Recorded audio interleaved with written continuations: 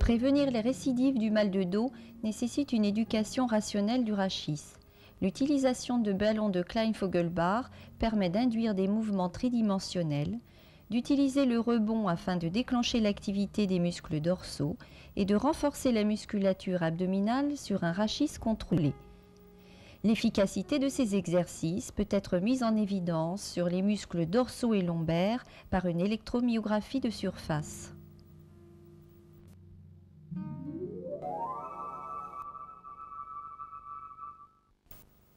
Mobilité du rachis en flexion-extension.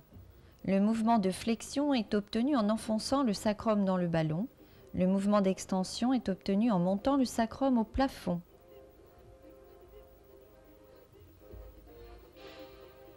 Mobilité du rachis en inclinaison latérale. La diminution de l'appui d'un côté puis de l'autre permet de contrôler l'amplitude du mouvement.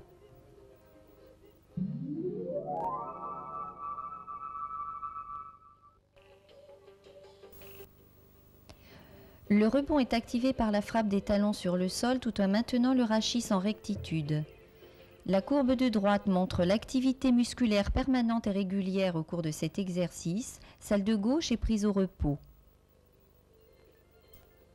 Libération des membres supérieurs en symétrique. Le contrôle musculaire du rachis est assuré par le rebond. Les membres supérieurs stimulent successivement les dorsaux et les abdominaux. Même exercice en asymétrique, le rachis doit impérativement rester fixe. Libération des membres inférieurs permettant le recrutement des abdominaux. La difficulté est augmentée par la libération des membres supérieurs et inférieurs sur un rachis fixe.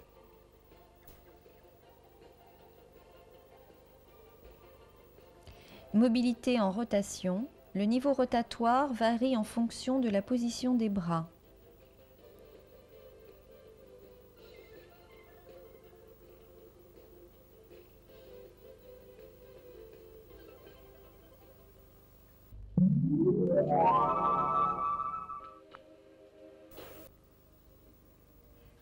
Mobilité en flexion et extension. Le mouvement est freiné par les dorsaux, puis par les abdominaux.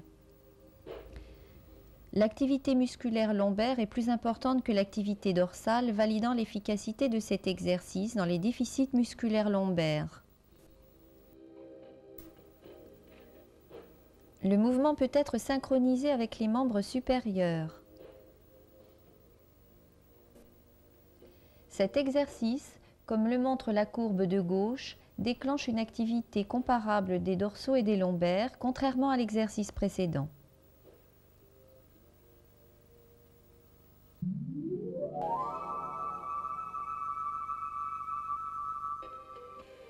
Le mouvement démarre par une mobilité en flexion.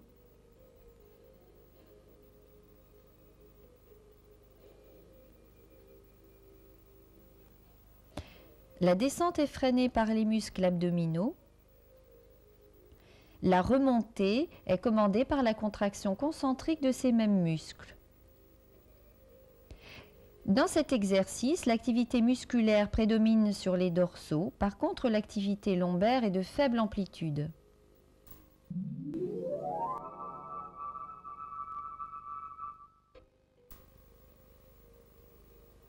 Le rachis reste fixe tout au long de l'exercice.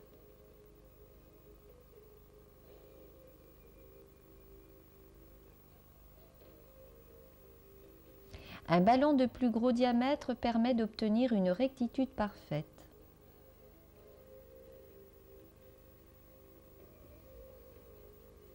La courbe supérieure montre que l'activité de la musculature lombaire est beaucoup plus importante que celle de la région dorsale.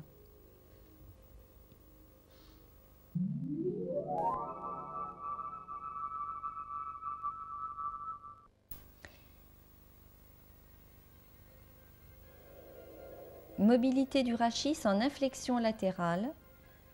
Le mouvement est obtenu par une poussée sur le pied et la main homolatérale.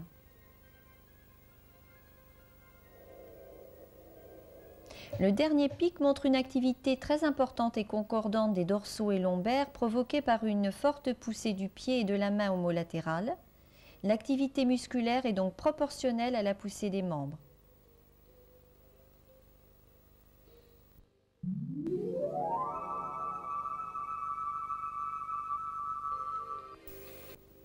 Mobilité en flexion, travail des grands droits, travail dynamique concentrique, travail excentrique.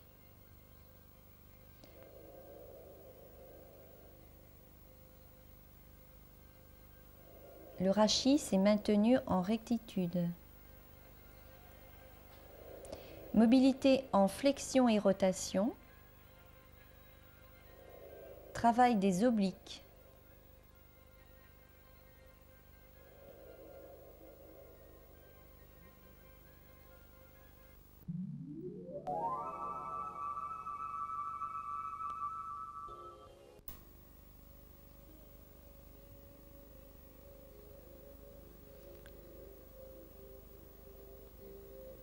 Mobilité du rachis en extension.